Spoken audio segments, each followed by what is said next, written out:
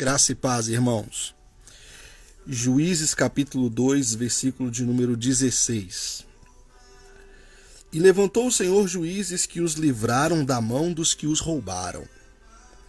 Porém tampouco ouviram aos juízes, antes se prostituíram após outros deuses e encurvaram-se a eles. Depressa se desviaram do caminho por onde andaram seus pais, ouvindo os mandamentos do Senhor, mas eles não fizeram assim. E quando o Senhor lhes levantava juízes, o Senhor era com o juiz. Presta atenção aqui agora, ó. E os livrava da mão dos seus inimigos todos os dias daquele juiz, porquanto o Senhor se arrependia pelo seu gemido por causa dos que os apertavam e oprimiam. Verso 19. Porém sucedia que, falecendo o juiz, tornavam-se e se corrompiam mais do que os seus pais, andando após outros deuses, servindo-os, encurvando-se a eles. Nada deixavam das suas obras, nem do seu duro caminho. Pelo que a ira do Senhor se acendeu contra Israel e disse: porquanto este povo traspassou o meu concerto, que tinha ordenado a seus pais, e não deram ouvidos à minha voz, tampouco desapossarei, agora aqui ó, tampouco desapossarei mais de diante deles a nenhuma das nações que Josué deixou morrendo. Ou seja, Josué morreu e essas nações ficaram. Josué não conquistou essas nações. Para por elas provar a Israel, se hão de guardar os caminhos do Senhor, como seus pais o guardaram, para por eles andarem ou não. Agora aqui, ó, versículo 23. Assim o Senhor deixou ficar aquelas nações, e não as desterrou logo, nem as entregou na mão de Josué. Até aqui a palavra de Deus. Senhor, nesse momento nós queremos glorificar o Teu nome, declarar a Tua santidade, o Teu senhorio, pedir ao Senhor que derrame sobre a nossa vida, nesse momento, a capacidade para expor a Sua palavra, que o Senhor possa comunicar o Teu evangelho a essa pessoa que me ouve, aplicar o evangelho no meu coração, a fim de que possamos, ó Deus, caminhar contigo em nome do Pai, e do Filho e do Espírito Santo. Amém. Queridos, o que acontece aqui? Preste atenção. O escritor de Juízes, ele vai pegar todas as histórias que foram contadas pelos judeus, pelos hebreus, no período dos juízes, e vai fazer uma espécie de compilado. Ele vai escrever um livro contando as histórias que aconteceram no período dos juízes, tá bom? E quando ele vai escrever o livro, provavelmente esses textos, eles estavam circulando, né, entre a nação de Israel, entre o povo de Israel, e o autor de Juízes, ele vai pegar esses textos e vai dizer o que aconteceu naquele período. Só que antes de começar a anunciar tudo o que aconteceu por intermédio dos juízes, ele faz uma introdução. O capítulo 1, o capítulo 2, você vai perceber que é uma introdução desse período.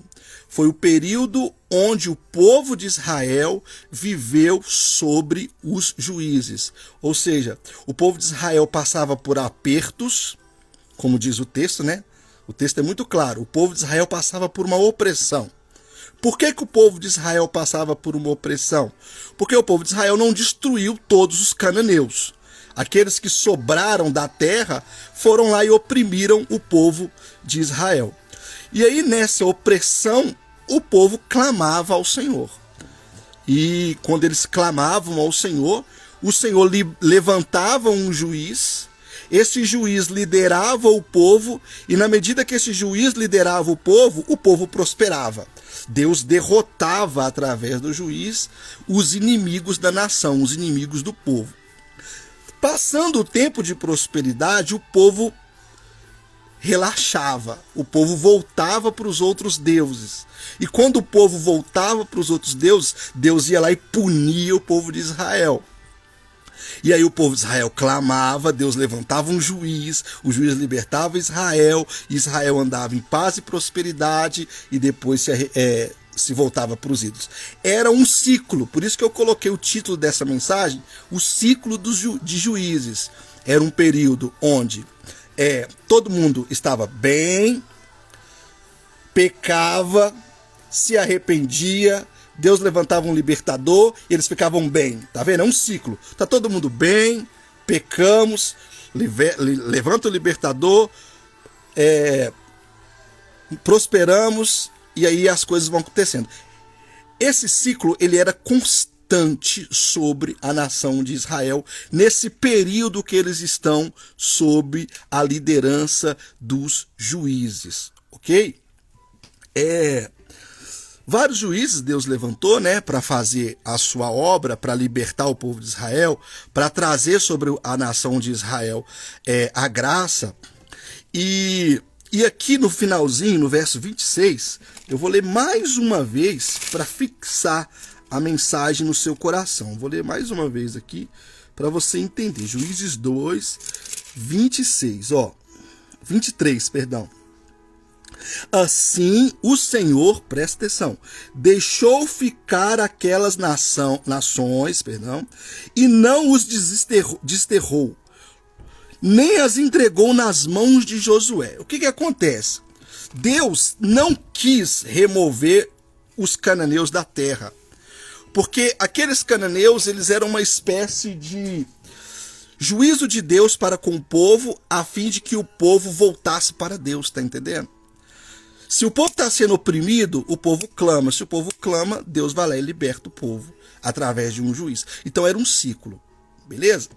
Aí às vezes a gente pergunta assim, por que Deus faz isso? Por que Deus permite com que fique pessoas oprimindo a nossa vida? Não, oprimindo os hebreus. Daqui a pouco eu vou falar de nós. Fica oprimindo os hebreus, trazendo dor até eles, trazendo angústia até eles. Por causa do pecado. O povo pecou. E na medida que o povo pecava, Deus mandava esse agente externo, esse ser externo, esse povo para oprimir o povo de Israel. Aí a gente fica pensando assim, o que isso tem a ver com a nossa vida? Quando eu leio Juízes, o que os Juízes fala comigo? Qual é a mensagem do livro de Juízes para a minha vida hoje? Bem, esse livro fala muitas coisas para nós, mas o principal, a mensagem principal de Juízes é: mantenha o coração vigilante. Aconteça o que acontecer, custe o que custar. O nosso coração precisa estar derramado na presença de Deus. O nosso coração precisa estar entregue para Deus, nas mãos do Senhor. Porque se a gente não tiver com o coração em Deus, os outros vão nos oprimir. Quem são esses outros? Aqui, fazendo uma analogia, pode ser muitas coisas. Pode ser a dor, a angústia de coisas que você plantou e está colhendo. Pode ser a dor e a angústia de alguém oprimindo a sua vida ou uma situação que está oprimindo a sua vida. Esses dias eu estava ouvindo um podcast de uma pessoa famosa e a pessoa famosa dizia assim: eu não entendo por que o ser humano ele tem a capacidade de se voltar para Deus quando as coisas estão difíceis. Né? E aí, tipo assim, esse homem famoso estava entrevistando um pastor, um pregador. Aí o pastor e o pregador disse assim: é porque Deus trata assim as pessoas, é o modo de Deus tratar. E na hora que eu ouvi, eu tive que discordar daquele pastor, daquele pregador. Por quê? Porque Deus, ele trabalha de inúmeras formas. Tem pessoas que vai abrir o coração para Deus quando tiver tudo bem, de fato. E vai ter pessoas que vai abrir o coração para Deus quando tudo estiver mal. Isso não é uma regra. Tá tudo ruim, as pessoas vão voltar para Deus. Porque se fosse assim, Deus colocava a vida do ser humano sempre de mal a pior, que uma hora ele ia voltar para o Senhor. Tá entendendo? Então, Deus não tem uma maneira de tratar. Às vezes a gente lê Juízes e pensa assim: Deus vai sempre tratar desse jeito. Então, eu vou manter a minha santidade para o Senhor não me punir. A gente pode pensar isso. Mas esse tipo de pensamento é equivocado. Porque às vezes Deus pode permitir com que você, mesmo vivendo uma vida dissoluta, viva bem, prospere e seja feliz. Não é verdade que uma vida longe de Deus é infeliz. Tem muitas pessoas que não creem em Deus e são felizes, são alegres, ok? Felicidade e salvação não está associado na vida das pessoas, beleza? É claro que a gente entende que quando a gente crê no Evangelho, existe um tipo de alegria que o mundo não pode dar. É uma alegria que vem do reino de Deus, é uma alegria que vem de estarmos firmes e constantes na presença de Deus. É exatamente isso que eu gostaria de te falar nessa tarde, né? Nessa noite ou nessa manhã, você que está ouvindo essa mensagem. O que importa para Deus e o que importa para nós diante de Deus não é estarmos com a nossa despensa cheia, não é estarmos com a nossa carteira cheia. O que importa entre nós e Deus é estarmos com o nosso coração em paz com Deus, com o nosso coração rendido a Jesus, confessando diante de Jesus todos os nossos pecados. Que Deus abençoe a sua vida e até nosso próximo encontro. Um beijo.